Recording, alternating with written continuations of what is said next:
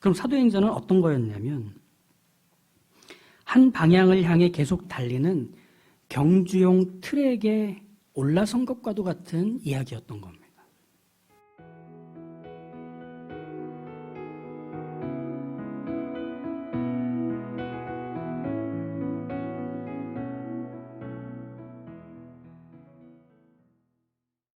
저희가 2020년 8월 2일부터 설교를 시작해서 벌써 84번 오늘까지 했습니다. 사도행전을 읽어가면서 이런 것들을 좀 맛보았던 것 같아요. 우리가 알고 있던 것보다 훨씬 많은 사람들이 등장하는구나.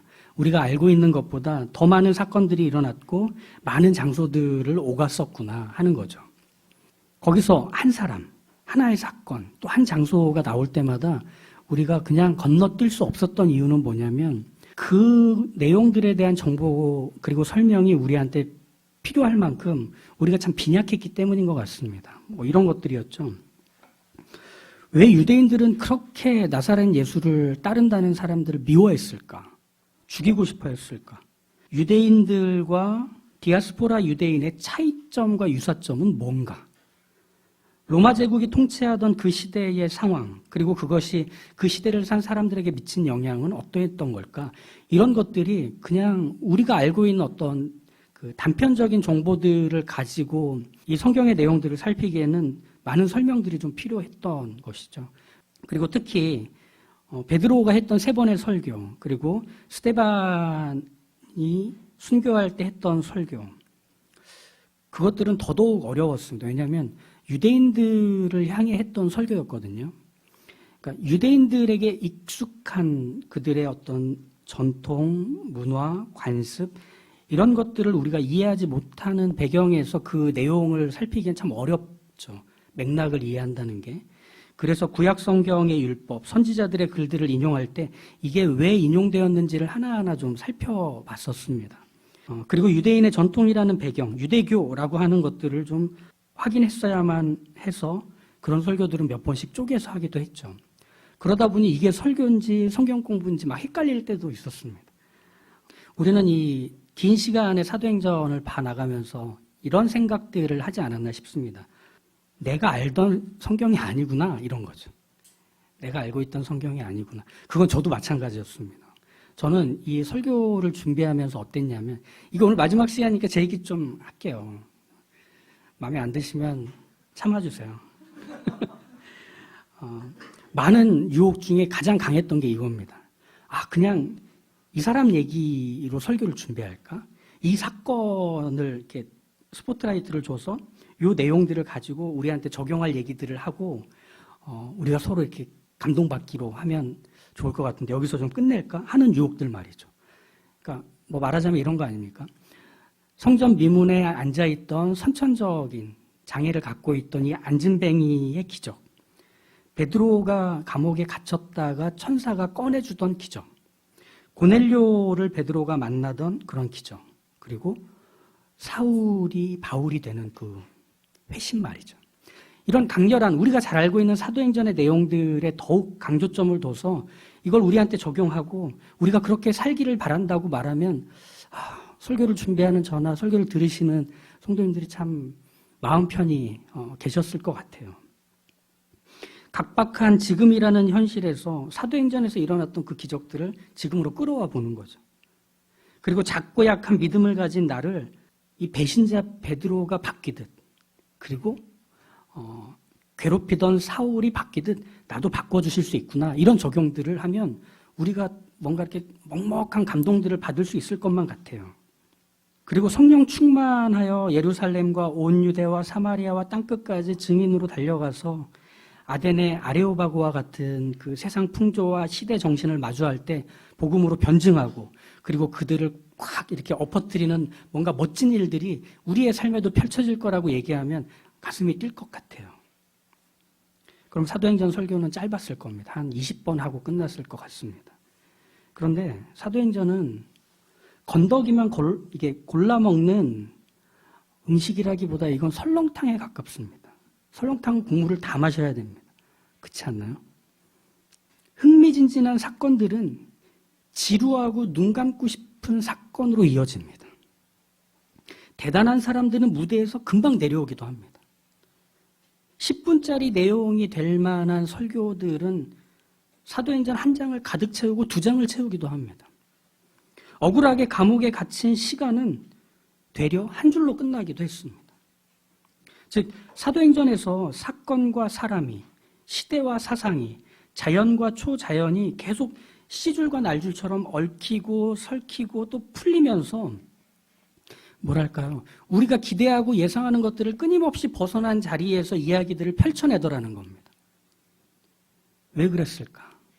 왜 그랬을까? 사도행전은 돌고 도는 회전문이 아니었기 때문입니다. 그러니까 같은 사건을 만나서 같은 사람이 같은 결과를 만들어내는 똑같은 이야기의 반복이 사도행전이 아니었던 거예요. 계속 돌고 도는 게 아닌 거죠. 그럼 사도행전은 어떤 거였냐면 한 방향을 향해 계속 달리는 경주용 트랙에 올라선 것과도 같은 이야기였던 겁니다.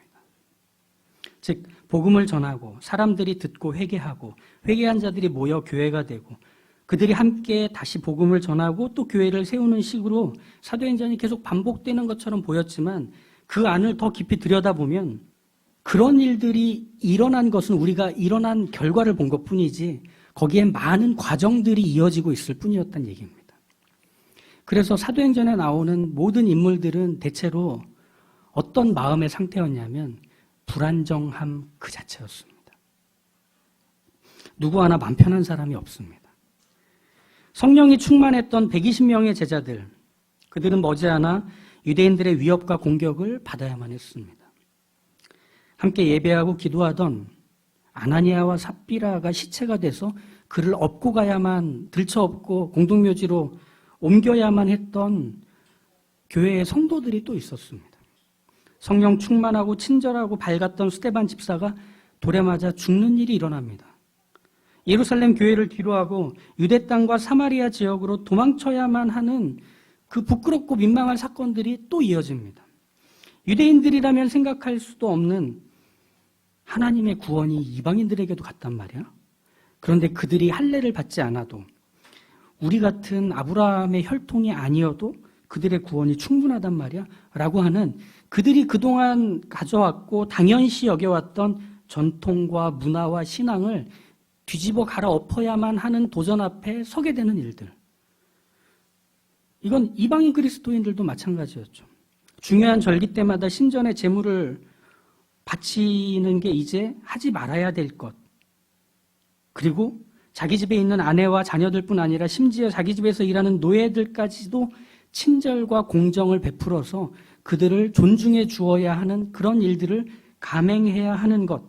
오히려 그런 일들을 하는 것 때문에 하지 않는 다수의 이웃들에게 비난을 사고 누명을 써야 하는, 그것이 오롯이 자신의 몫이 되어야 하는 이 이방인 그리스도인들의 삶. 그러니까 사도행전은 다 이런 얘기들이었던 거예요, 결국은. 믿음의 삶이란 익숙하게 자라온 환경과 문화에서 무거운 짐을 지고 낯선 길을 떠나는 나그네와 같다고 얘기하기 때문에 사도행전을 읽어나가면서 마음이 불편할 수밖에 없는 겁니다. 그 나그네의 걸음들을 확인하기 때문이죠. 즉 열매가 맺혀지지 않은, 아직 결과 지어지지 않은 과정과 과정만 이어지고 있기 때문에 이건 언제 끝나나 싶은 거죠. 그런데 바로 이 힘겨움, 과정과 과정이 이어지고 나그네와도 같은 그 걸음들이 계속되는 이 사도행전에서 빛나는 가치와 묵직한 주제는 오히려 그것 때문에 드러납니다. 그리스도인의 삶이라는 것, 그리고 교회가 세워진다는 것은 문 하나가 열리면 지나온 문이 닫히는 것과 같은 일이 일어난다는 것입니다. 이거죠. 앞에 있는 문이 열려요. 근데 뒷문이 바로 닫혀요. 그럼 우리는 앞으로밖에 못 가요. 그런데 그 열린 문 안에 무엇이 있는지는 아무도 모릅니다. 사도행전에서 그 어떤 사람도 이 다음에 무슨 일이 일어날지에 대해 제대로 설명해 주던 사람이 있었던가요? 아무도 없었습니다. 심지어 하나님도 잘 설명 안 해주십니다. 이런 일들을 어디서 겪게 될 거고, 그런데 이런 사람이 귀인처럼 나타날 거고, 그 사람을 만나서 이런 도움을 받아 이 다음에 이런 과정과 그리고 이런 수고의 결과들을 맺을 수 있을 거야. 이런 얘기는 하나도 안 나옵니다. 다들 거기에 내몰리는 거예요. 뒷문이 닫히고 앞문만 열려있는 상황. 그러니 낯설고 처음인 상황들 속에서 끊임없이 내몰리는, 아무도 그것에 대해 얘기해주지 않는 그 걸음들을 살았던 게 사도행전의 믿음의 사람들의 삶이며 모습이었다는 것을 우리에게 말해줄 때, 와, 이게 뭐지? 싶은 거죠. 더 충격적인 건 뭐냐면 그것을 몰아가시는 손길이 하나님이었다는 게 더 충격인 겁니다. 배고파서 잠든 베드로에게 꿈에서 하나님은 유대인이라면 먹을 수 없는 식재료를 가득 담은 한 보따리를 하늘에서 내리는 꿈을 꾸게 하십니다. 먹어보라고 막 보채시면 먹어! 안 먹어요. 먹어! 막 이렇게 계속 3번이나 반복하시죠. 제일 강하게 내모시는 게 하나님이셨던 거예요. 제일 이상하죠. 베드로의 꿈속에서 내려온 그 식재료 한 보따리, 이거 우리한테 잘 적용하기 힘든 사건일 겁니다. 지금 우리에게 어떤 모양과 어떤 내용들을 담아 하나님이 우리에게 이런 보따리를 내릴지 우리가 예상이나 할 수 있을까요? 이 보따리 안에는 하나님의 의지보다 더 굳건하고 강한 내 경험, 내 지식들, 그래서 나에게서 절대 빠지지 않는, 그걸 가지고 세상을 보고 사람을 보려고 하는 모든 시도들이 담겨있는, 그걸 깨트리려는 하나님의 의지가 담긴 내용들이 그 보따리 안에 있는 거예요. 그걸 먹으라는 거예요. 그걸 가지라는 거예요. 싫을 수밖에 없죠. 제가 지금까지 살아온 게 얼만데, 제가 지금까지 겪어온 게 이건데, 사람들이 인정해주고 인정받는 게 이런 것들인데 이걸 포기하라고요? 저는 못하죠. 먹어라, 받아라. 이걸 어떻게 적용하겠어요? 베드로가 했으니까 우리도 할 수 있겠다? 아니요. 사도행전을 그렇게 볼 수가 없습니다. 그들이 했기 때문에 이런 결과가 나왔어. 그러면 이 결과를 내려면 그들처럼 하면 돼? 그럴 수 없어요. 사도행전은 그렇게 읽어낼 수가 없는 책이었던 겁니다. 우리가 만약에 그렇게 보고 싶다면 그것이야말로 돌고 도는 회전문을 보려고 하는 시도에 불과한 거죠. 사도행전의 그들도 사실 우리와 너무 똑같아요. 다른 사람들이 아니에요. 뭐냐면 그들은 알 수가 없고 볼 수가 없는 것들에 끊임없이 내몰리던 사람들입니다. 감당할 수 없는 상황 속에서 견디며 살 수밖에 없어서 견디며 살았던 것뿐입니다. 그리고 뒤로는 못 가니까 앞으로 갈 수밖에 없어서 그 보이지 않는 길을 한 걸음 조심스럽게 내딛는 게 전부였던 그런 삶이었을 뿐입니다. 이 점, 돌고 도는 회전문이 아닌 한 방향으로 계속 달리는 경주용 트랙이라고 사도행전을 우리가 읽을 수 있는 이유는, 또 그리고 그렇게 읽어야만 하는 이유는 무엇이냐면 사도행전은 교회의 탄생의 이야기였기 때문입니다. 사도행전은 교회의 탄생의 이야기입니다. 누가가 사도행전에 담은 이야기가 바로 그것이죠. 예수님이 승천하시고 성령님이 이 땅에 오시고 120명은 성령의 충만의 복음을 선포하죠. 그래서 그 선포된 복음을 믿고 구원받는 사람들은 하나님의 자녀가 되고 그리스도의 제자가 되는 일. 그래서 교회가 세워지는 일. 그런데 여기서 주목해야 하는 사실은 이런 과정과 과정들을 밟아갈 때 교회가 탄생하는 과정이라고 생각을 해보면 이것이 참 생경하게 느껴진다는 겁니다. 성령이 충만한 사람들을 통해 교회를 세우시는구나. 복음을 전하면 그 복음을 전해들은 이들이 믿음을 갖고 한 교회를 이뤄가는구나. 그리스도인이 되는구나. 아니요. 사람이 태어난 후에 자라가는 것은 예상할 수 있는 게 하나도 없습니다. 그렇지 않나요? 제가 어릴 때 6살 때로 기억하는데 주일에 교회 갔다가 집에 오는데 친구들이 그 무릉덩이에서 놀고 있어서 저도 신나게 걔들하고 놀았어요. 근데 마침 그 무릉덩이 바닥에 깨진 유리 조각이 있었는데 제가 그걸 밟았어요. 그래서 제 발가락이 하나는 잘려나갔고 하나는 그 신경이 없어요. 저희 부모님이 생각이나 했을까 싶은 일이 벌어진 거예요. 동네 형들이 저를 이렇게 끌고서 저희 집에 갔어요. 피가 철철철 나는. 부모님의 마음이라는 건 하루도 편할 날이 없는 이유가 그겁니다. 얘가 태어났는데 어떤 애인지도 모르는데 얘가 커가고 있어요. 그런데 커가는데 무슨 일이 생겨날지 확인하고 예상할 수 있는 건 다 벗어나는 게 이 아이가 커가는 삶입니다. 그죠? 집에 가서 부모님께 여쭤보세요. 엄마, 나는 엄마가 키우기에 참 쉬운 애였지. 엄마가 냉장고에 있는 소주 좀 가져와라. 이렇게 하면서 말을 시작하실지도 몰라요. 사도행전이 그렇게 봤던 책인 겁니다. 교회가 태어났어요. 그런데 그 교회가 자라가고 있는데 누구도 그 교회가 어떤 건지, 그 교회는 어떻게 커가는 것인지 예측한 대로 가지도 않고 계획이라는 것을 세울 엄두도 낼 수 없는 그 복판에서 교회가 커가고 있더라는 겁니다. 이상하지 않습니까? 이 이야기의 낯섦은 거기에 있습니다. 교회는 어떤 일들이 시작이 돼서 그 일의 결과로 생긴 게 아니라 교회는 창조가 된 거예요. 태초에 하나님이 말씀으로 천지를 창조하듯 느닷없이 교회가 생겼고 그렇게 교회가 커가는데 그 교회가 생기고 커간 모든 일들의 중심에는 하나님이 계셨던 거예요. 어떤 원리도 어떤 법칙도 누군가의 수고와 열심과 그것으로 인해 마련된 계획으로도 세워진 게 교회가 아니었던 겁니다. 그러니 그 시간 안에서 그 상황 안에서 보고 있는 사람들은 이게 뭐지? 이게 어떻게 되는 거지? 낯설고 불안한 채로 걸어갈 수밖에 없는, 그게 우리가 봤던 사도행전의 내용인 거죠.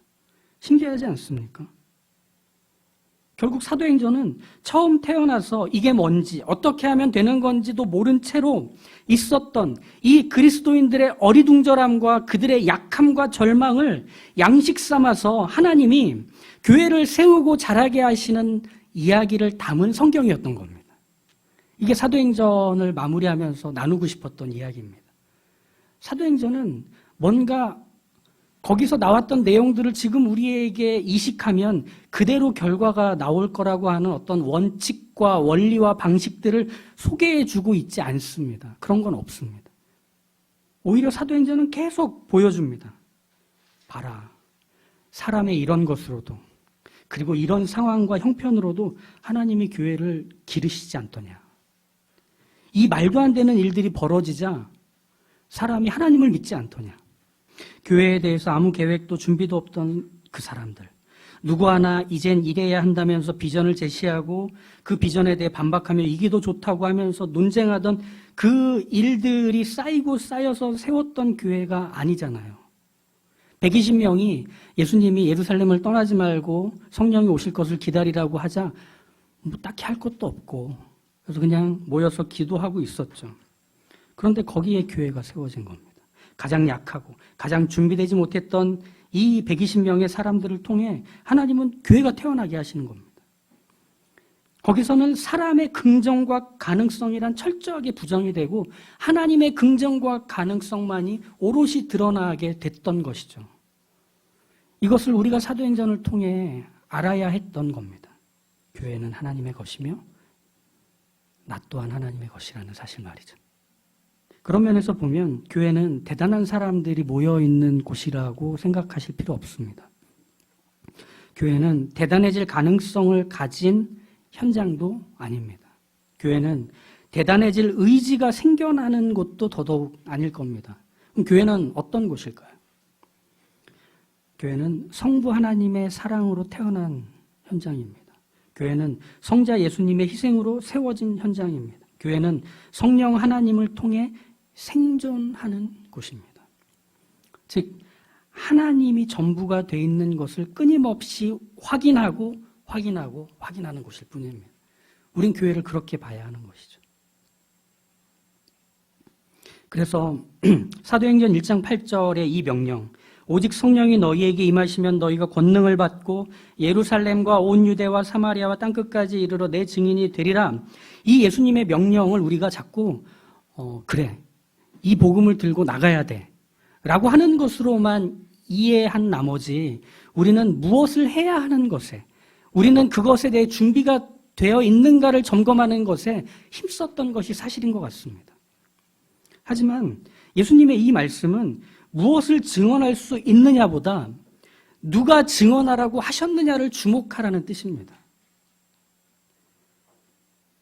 즉 누가 함께 하시는지, 누가 이끄시는지, 누가 일하시는지를 잊지 말라고 새겨주신 말씀일 뿐입니다.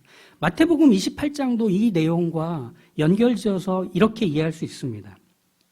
예수를 배웠고 경배하나 아직도 의심하는 사람들이 있더라. 예수께서 나와 말씀하여 이르시되 하늘과 땅의 모든 권세를 내게 주셨으니 그러므로 너희는 가서 모든 족속으로 제자를 삼아 아버지와 아들과 성령의 이름으로 세례를 베풀고 내가 너희에게 분부한 모든 것을 가르쳐 지키게 하라. 볼지어다 내가 세상 끝날까지 너희와 항상 함께 있으리라. 내가 이게 마태복음 28장이었습니다. 하나님이 전부가 되어 있는 자리에 우리가 심겨졌고 우리가 접붙임 바 되었던 것입니다. 그렇기 때문에 우리의 교회라는 것은 강하지 않을 수 있습니다. 우리의 교회라는 것은 많은 것들을 갖추지 않았을 수도 있습니다. 우리의 교회라는 것은 내가 보기에 저 사람이랑 과연 같이 할 수 있을까라고 하는 수준 미달과 기대에 미치지 못하는 사람들의 집합체인 것처럼 보일 수도 있습니다. 그런데 괜찮아요. 하나님이 모으셨으면 괜찮아요. 그분의 손 안에서 그분의 방식으로 그분의 때에 일하시겠다는데 괜찮아요. 그 정도의 자신감은 우리 있어야 하지 않을까요? 교회는 그렇게 만들어지고 세워져 가는 것처럼 여겨집니다. 저희 충분한 교회를 세우고 나서 이 세워져 가는 과정에서 많은 곡절들도 있었고 그리고 여러 가지 어려움과 때도 없이 찾아오는 많은 문제들을 돌파해 가면서 여기까지 올 때 우리가 과연 힘있게 그걸 돌파했을까요? 아니요. 무서워서 눈 감았는데 뜨니까 없어졌어요. 그 문제의 구렁텅이가 너무 깊었는데 이걸 어쩌나 한숨을 쭉 쉬었더니 거기가 메꿔져가지고 그 다음을 가기도 했어요. 그냥 대단한 게 없었던 그 하루와 하루가 지나 여기까지 왔어요. 그런데 대단할 게 없었던 그 하루와 하루가 하나님이 전부 자신을 부으셔서 채웠던 그 하루였던 것을 돌아보니 알겠더라고요. 우리는 그것을 고민해야 됩니다.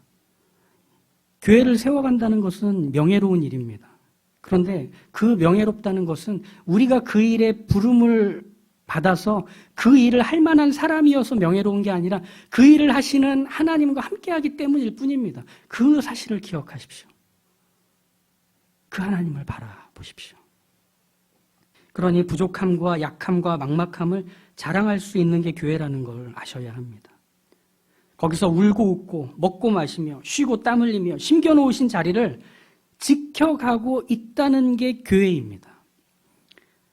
어떤 멋진 사역 하나로 그걸 으쌰으쌰하면서 2인 삼각을 해내는 것들도 교회를 이루는 모습이겠지만 서로의 부족함과 뾰족함, 그 갈등들이 계속 반복이 되지만 그것들을 어떻게 두들겨 맞아가면서 풀어가는 과정도 교회입니다. 세상의 건강한 교회, 세상의 본질에 충실한 교회, 세상에 하나님이 기뻐하실 교회라고 하는 우리가 만들어 놓은 어떤 타이틀과 이상적인 비전의 아름다움들을 구현해냈던 교회는 역사 속에서 또 지상에서 한 번도 없었습니다. 그런데 그 교회들이 그렇게 불려질 수 있었던 이유는 한 가지입니다. 그 과정과 과정을 이어서 왔더니 하나님이 결과가 되셨더라 이것입니다. 할만하지 않으세요? 할 수 있지 않으세요? 그걸 가장 늦게 확인한 게 저인 것 같습니다.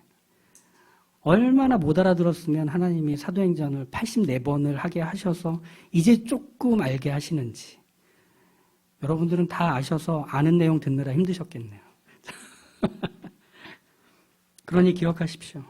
사도행전 29장은 이제 우리가 써내려가야 합니다. 하지만 그 사도행전 29장은 1장부터 28장의 내용의 연장일 뿐이지 전혀 다른 내용을 담을 수는 없습니다.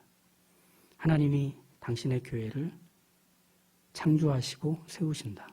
우리는 거기에 부름받아 그 하나님이 일하시는 자리에서 좌충우돌하며 우왕좌왕하지만 하나님이 결과가 되시는 것을 고백하고 노래하게 될 것이다. 그것이 우리입니다. 이 사실을 기억하시며 이제 우리에게 펼쳐진 빈 종이를 우리의 인생과 우리에게 맡기신 모든 것들을 담아 한 글자씩 써내려가시는 그 사도행전의 그 증인들 하나님이 부르셔서 세우신 바로 그 사람들 다 되시길 주님의 이름으로 축복합니다.